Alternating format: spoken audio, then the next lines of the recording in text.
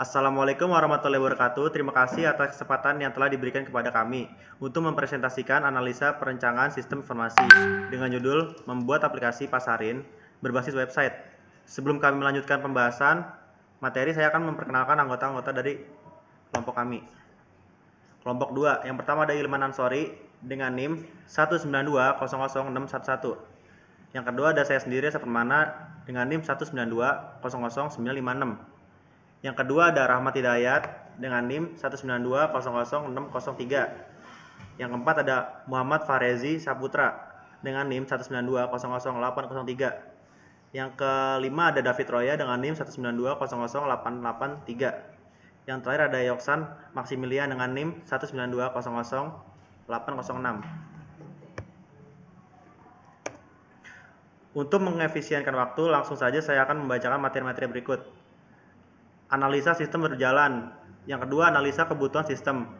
Desain sistem meliputi desain ERD, spesifikasi file, dan struktur kode. Kemudian ada desain antarmuka.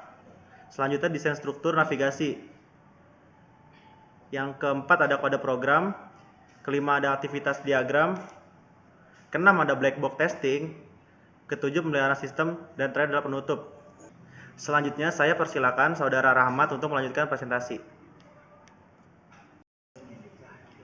Terima kasih kepada Saudara Reza Permana yang telah mempersilakan saya untuk melanjutkan materi. Materi selanjutnya ada analisa sistem berjalan. Aplikasi website Pasarin adalah aplikasi untuk menjual dan membeli bahan-bahan sembako. Yang pertama ada registrasi akun pengguna aplikasi Pasarin. Yang kedua, proses pemesanan barang. Yang ketiga, proses pembayaran barang. Yang keempat, proses pengiriman barang. Dan yang kelima, proses report dalam pembelian. Selanjutnya, ada analisa kebutuhan sistem.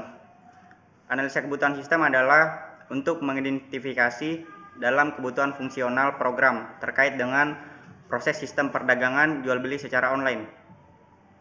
Untuk skenario kebutuhan pembeli, yang pertama memilih menu daftar, lalu yang kedua memasukkan data akun, yang ketiga melakukan login, yang keempat memiliki barang yang akan dibeli, yang kelima memilih opsi kurir yang diinginkan, yang keenam memilih opsi pembayaran yang diinginkan, yang ketujuh melakukan pembayaran. Lalu untuk skenario kebutuhan penjual, yang pertama melakukan login, yang kedua masuk ke menu penjualan, yang ketiga mengkonfirmasi pembayaran pembeli, yang keempat mencetak laporan pembayaran, yang kelima melakukan packaging barang yang dibeli oleh pembeli, lalu yang keenam mengirimkan barang yang dibeli oleh pembeli. Materi selanjutnya ada desain sistem ERD. Desain sistem ERD ini terbagi menjadi customer, penjual, pembeli, lalu ada produk. Untuk di customer sendiri ada ID pengguna, nama pengguna, username, dan password. Untuk primary key-nya ID pengguna. Lalu masuk ke penjual, terbagi menjadi ID produk, keterangan, jumlah, waktu, ID pembeli. Dengan primary key ID produk. Lalu untuk pembeli terbagi lagi menjadi ID pembeli, nama pembeli, alamat, telepon. Untuk primary key-nya ID pembeli. Lalu di penjual mengelola produk terbagi lagi menjadi jenis produk, harga, nama produk, ID produk. Primary key-nya ID produk. Lalu masuk ke pemesanan. Pemesanan terbagi lagi menjadi nomor pesanan, kode stok, pesanan, pembayaran, dan tanggal pesanan. Dengan primary key-nya nomor pesanan.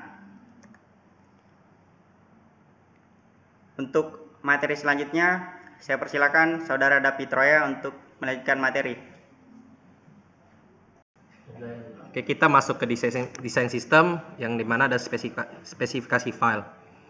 Yang pertama kita masuk spesifikasi file customer yang dimana ada nama table dan ada file customernya, dan akronim dimana ada customer, dan fungsi yang dimana ada data customer, dan tipe juga ada yang dimana ada file master dan access file, dan juga ada random yang dimana primary key juga ID pengguna. Dan ini bentuk tabel dari spesifikasi file customer. Dan yang kedua kita masuk spesifikasi file pembeli yang dimana ada nama tabel dan juga file pembeli, dan akronim juga ada nama pembelinya, dan fungsi kita juga ada masuk data customer, dan tipe dimana kita masuk file master dan juga access file yang dimana ada masuk akses random, dan primary key juga ada tercantum ID pembeli. Dan ini contoh bentuk tabel dari spesifikasi file pembeli. Dan yang ketiga kita masuk spesifikasi file pemesanan yang dimana nama tabel ada nama file pemesanan, dan akronim juga ada nama pemesanan dan juga fungsi dimana ada data pesanan, dan tipe dimana ada file master dan access file dimana juga ada random, primary key juga ada ID pembeli. Ini contoh file dari spesifikasi file pemesanan. Dan kita masuk yang keempat, yang dimana ada spesifikasi file penjual, yang dimana ada nama table dan file penjual, akronim nama penjual, fungsi data penjual, tipe ada file master, access file juga ada random, dan dimana primary key ada ID produk. Dan ini contoh bentuk tabel dari spesifikasi file penjual. Dan kita masuk yang kelima, dimana ada spesifikasi file produk, dimana ada nama table, ada file produk, dan akronim juga ada produk, fungsi ada data pemesanan, tipe file master, dan access file ada random, dan primary key ada ID produk. Dan ini bentuk tabel dari spesifikasi file produk. Oke, kita masuk desain sistem struktur code. Kode digunakan untuk mengklasifikasikan data, memasukkan data ke dalam komputer, dan untuk mengambil bermacam-macam informasi yang berhubungan dengannya. Kode yang dibuat merupakan field-field yang dijadikan sebagai kunci primary atau primary key. Dan ini kita masuk ke kode pengguna, yang dimana ada 6 kolom, dan kolom pertama itu yang X sama 0 itu ada inisial pemesanan, yang dimana X sama 0, dan juga yang kedua ada tanggal pemesanan, yang dimana kolom yang tengah 00, dan juga ada nomor customer 00. Dan ini contoh dari kode pengguna, ada RH2103. Oke, selanjutnya aku persilakan untuk Rezi. Kode program. Ini contoh kode program dari file customer.php. Yang pertama ada apa ini? Ada PHP, terus di bawahnya ada session underscore start, ada include dbconnect.php, dan bawah ada head meta char set sama dengan utf-8, ada link rel sama icon, tipenya image, hrefnya favicon.png. Untuk meta http equivnya itu x UW compatible. Untuk kontennya IE sama dengan edge. Untuk detailnya kelola pelanggan atau Tokopedia kita. Untuk metaname-nya viewport, kontennya width. Untuk width-nya sama dengan device width. Initial scale-nya 1. Link rel shortcut icon, tipenya image/png. Untuk href-nya assets/image/icon/favicon.ico. Untuk link rel di bawahnya style sheet, href assets/css/bootstrap.min.css. Untuk bawahnya link rel sama dengan style sheet, hrefnya sama dengan assets/css/fontawesome.min.css. Link rel style sheet, hrefnya assets/css/themv-icons.css. Selanjutnya seperti yang ada di bawah ini. Nah, seperti ini juga, ini salah satu dari contoh codingan dari programming kita. Ya, ini juga contoh dari programming kita. Untuk selanjutnya saya persilakan untuk Yoksan Maximilian untuk melanjutkan presentasinya. Ya, saya akan melanjutkan presentasi. Seperti kita lihat, kita akan melanjutkan codingan sebelumnya. Di sini kita menulis page title area N, lalu kita membuat data tabelnya, nomor, nama pelanggan, nomor telepon, alamat, email, lalu ada fungsi PHP juga. Berikutnya kita tutup dengan footer. Yang terakhir ada script jQuery, lalu ditutup dengan HTML.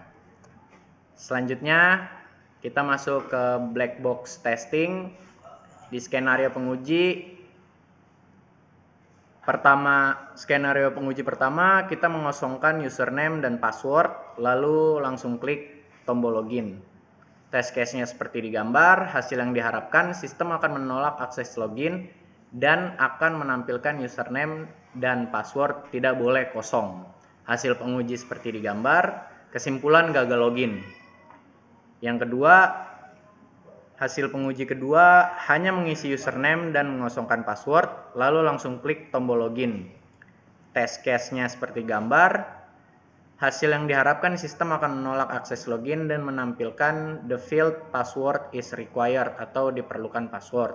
Hasil pengujinya seperti digambar. Kesimpulan gagal login. Berikutnya saya persilakan Hilman Ansori untuk melanjutkan presentasi. Terima kasih. Di sini saya akan melanjutkan presentasi yang Yoksan kasih. Di sini ada nomor 3, skenario penguji hanya mengisi password dan mengosongkan username, lalu langsung klik tombol login. Test case-nya seperti digambar.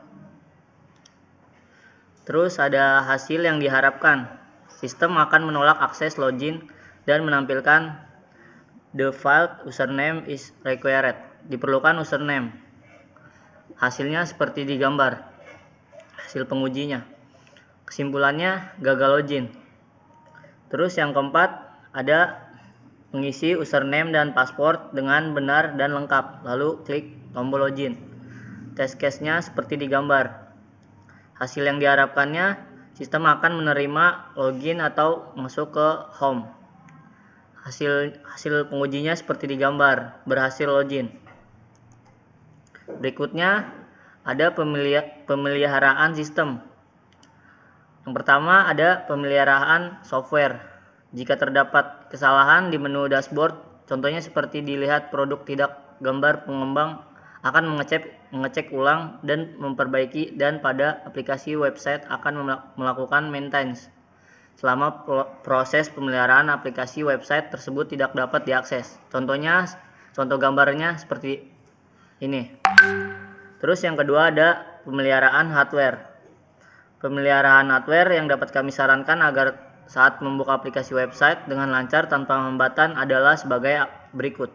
Yang pertama ada sebisa mungkin jika menggunakan komputer untuk membuka website, tegangan listrik yang dipakai komputer tetap stabil agar tidak terjadi hal-hal yang tidak diinginkan seperti komputer yang mati tiba-tiba atau suhu yang naik sangat panas. Dan yang kedua, gunakan jaringan yang stabil saat ingin membuka aplikasi website tersebut. Karena tanpa jaringan atau jaringan yang lemah dapat memperhambat aplikasi atau bahkan tidak bisa terbuka. Dan yang ketiga, secara berkala sering membersihkan perangkat file yang digunakan agar aplikasi website dapat lancar dan tidak terasa berat saat menggunanya. Kesimpulan dibaca nggak sih? Kesimpulan dan sarannya. Kesimpulannya adalah pasaran adalah toko yang bergerak di bidang jual beli bahan pokok makanan dengan tujuan mengembangkan, meningkatkan dan mempromosikan agar dapat mempermudah kebutuhan masyarakat dalam memenuhi kebutuhan bahan pokok sehari-hari dengan menggunakan sistem aplikasi berbasis website.